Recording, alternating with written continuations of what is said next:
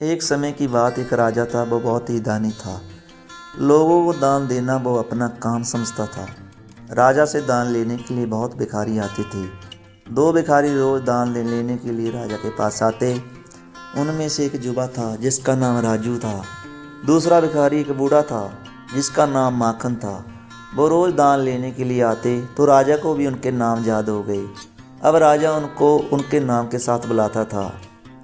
ऐसा करते करते 6 महीने हो गए। राजा जब भी दान देता, युवा लड़का जिसका नाम राजू था वो दान लेके बोलता, राजा जी आपका धन्यवाद, आप बहुत दयालु हो।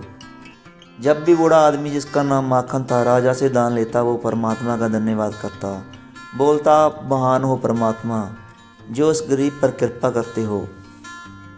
राजा सोचता, जय कभी तो मेरा शुक्रिया अदा करेगा। बहुत दिन निकल गए। अब राजा को गुस्सा आने लग गया। राजा सोचता, दान मुझसे लेता है और शुक्रिया परमात्मा का करता है। एक दिन गुस्से में आकर राजा ने उस बूढ़े आदमी से पूछा, दान मुझसे ले लेते तो मेरा शुक्रिया करो, परमात्मा का नहीं। बूढ़ा आदमी बोला, राजा जी परमात्मा ही गॉड सबको देता है। अब राजा ने सोच लिया कि इसके मुख से अपना शुक्रिया करवा के ही रहेगा। अब राजा रोज ऐसा करता जिससे उस युवा लड़के को ज़्यादा धन मिले और उस बूढ़े आदमी को कम। परंतु होता उल्टा ही। एक दिन राजा ने उस युवा लड़के को एक तरबूज दिया और उस बूढ़े आदमी को पैसे। रामू सोचता रहा कि मैं इस तरबूज का क्या करूँगा। उसने वो बेच दिया और पैसे लेके घर चला गया।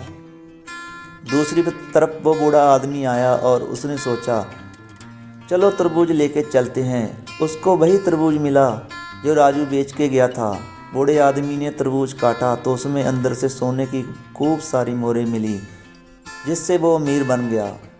अगले दिन राजा ने देखा कि सिर्फ राजू ही भीख के लिए आया। राजा ने इसका कारण पूछा तो राजा ने बताया कि राजा जी कल उसने एक तरबूज बाजार से लिया, पर उसके अंदर से उसको खूब सारी मोहरें मिली, जिससे वो अमीर बन गया। अब उसको भीख मांगने की ज़रूरत नहीं। राजा सब कुछ समझ गया। अब राजा के सामने में आ गया कि देने वाला परमात्मा ही होता है। उन्होंने कोशिश की कि राजू अमीर बन जाए, परंतु हर बार उल्टा ही हो जाता। दोस्तों, हमें भी यही सीखने को मिलता है कि जो कुछ देता है वो परमात्मा ही देता है।